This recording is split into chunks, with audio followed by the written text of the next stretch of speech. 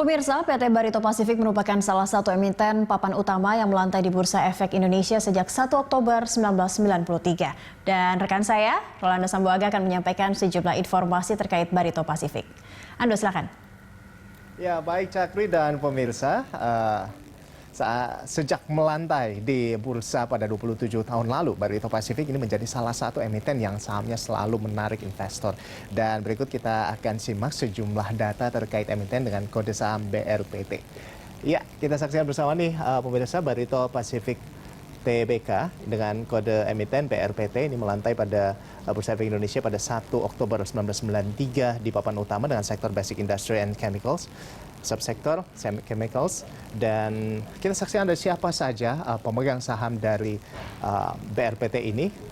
Nah, yang pertama ini komisaris ya, sekaligus ya pemilik ya dari Barito Pasifik ini sebesar 67,3 miliar atau sebesar 72,16%. Lalu disusul dengan pemegang saham lainnya dengan warna biru, kita simak bersama, ini 25,4 miliar atau sebesar 27,26%. Dan selanjutnya ada saham treasury, ini sebesar 536 juta atau sebesar 0,57%. Dan berikutnya bersama kita simak, ini seperti apa pergerakan nilai saham BRPT. Nah, kita simak di Januari ini berada di level 1.240 ketika pandemi masuk di Indonesia, pandemi COVID ini anjlok pada Maret yaitu di 456, namun pasar kembali mengapresiasi kinerja saham pada April sehingga bisa naik kembali di level 1.380. Dan kita saksikan pada September juga terjadi terus penurunan yaitu di level 690, dan pada perdagangan kemarin kita simak sudah berada di angka 860. Ya, baik Cakri dan pemirsa, demikian yang bisa saya sampaikan, kembali ke Anda. Baik, terima kasih Ando. Dan pemirsa, kembali ke narasumber saya dengan Mas Luki. Mas Luki, kalau tadi kita melihat pergerakan saham dari BRPT, Maret memang anjlok begitu dalam di 456. Namun April ini kenaikannya juga sangat signifikan di 1.380. Bahkan ini di level harga tertinggi sepanjang Januari hingga Oktober. Hingga kemarin kembali di harga 860. Apa dari bacaan Anda, apa yang mempengaruhi harga saham dari BRPT di April mencapai harga 1.380 dan akhirnya kembali mengalami penurunan hingga saat ini?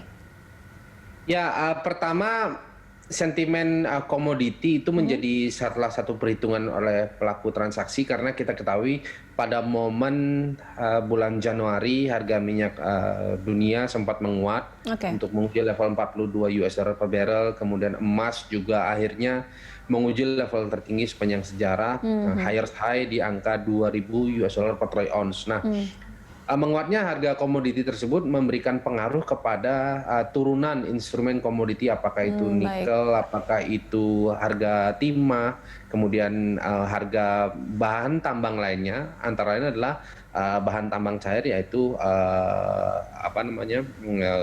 salah satunya bagian daripada minyak dunia, yaitu geothermal, panas bumi. Nah, apresiasi tersebut yang mendorong pelaku pasar memberikan sentimen positif terhadap kinerja harga industri chemical. Nah, dan pada hari ini minyak dunia mengalami koreksi dan berada di level 38 US dollar per barrel. Artinya koreksi tersebut disebabkan memang karena koreksi kinerja harga komoditi dunia sedang mengalami pelemahan. Oke, sangat berpengaruh begitu ya dengan harga komoditi dunia yang memang ini akhirnya mengikuti dari harga saham BRPT sendiri.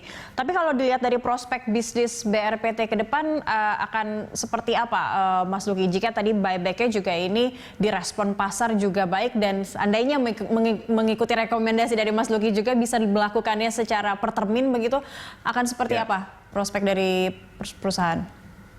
Ya, pertama, mengapa pandangan saya itu harus dilakukan dan sebaiknya dilakukan secara termin, karena pada saat ini pula kita melihat harga emiten BRPT yang sedang mengalami koreksi di angka 855 itu ya, itu pada angka 860 tidak beriringan atau tidak sama dengan kinerja TPIA atau Chandra Asri yang menguat. Artinya di sana kita dapat memberikan satu alternatif transaksi atau dapat melakukan satu alternatif transaksi karena apa? Sentimen yang terjadi terhadap dua perusahaan yang terintegrasi satu sama lain itu tidak sama, di mana Chandra Asri mengalami kenaikan terbatas dan BRPT mengalami pelemahan terbatas. Nah, untuk itu diversifikasi transaksi itu menjadi pilihan kecuali satu waktu yang bersamaan BRPT dan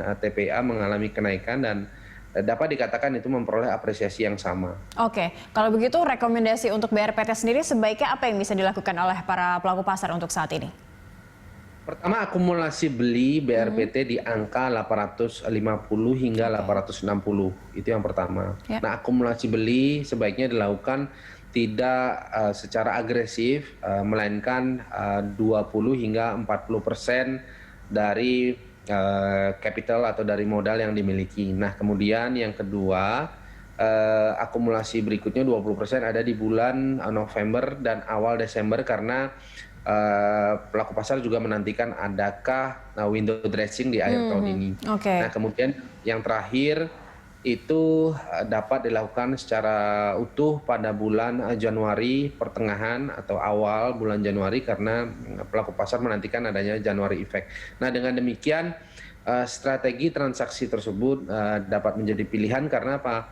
Terus terang dalam situasi seperti ini pasar masih memiliki banyak tantangan. Pertama, tantangan dari COVID-19 itu sendiri yang juga mau tidak mau mempengaruhi kinerja pasar. Kemudian yang kedua, kebetulan 3 November kita menantikan adanya pemilihan calon presiden Amerika yang berikutnya dan itu akan menentukan sentimen pasar berikutnya karena mau tidak mau Amerika masih menjadi trigger terhadap global index. Nah, jadi itu pilihan transaksi dan strategi transaksi dalam melihat sentimen BRPT ini.